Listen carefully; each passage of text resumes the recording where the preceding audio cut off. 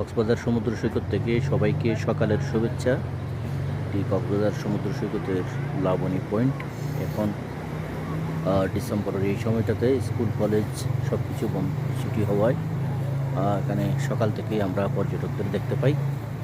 এই দেখেন সকালবেলায় এটি লাবণী পয়েন্ট। লাবণী পয়েন্টে দেখছি সকাল থেকেই মোটামুটি পর্যটকরা এখানে এসেছে। সকালে অনেকে যারা খুব ভোরে কক্সবাজার পৌঁছে হয়তো তারা রুমের ব্যবস্থা হয়নি, তাদের রুম পাওয়া যায়নি, সেই কারণে ব্যাগ নিয়ে সবাই এখন বিচে, যেহেতু এত সকালে রুম পাওয়া যাবে না সে কারণে সবাই এসে দেখেন ব্যাগ টেক নিয়ে সবাই বিচে চলে আসছে।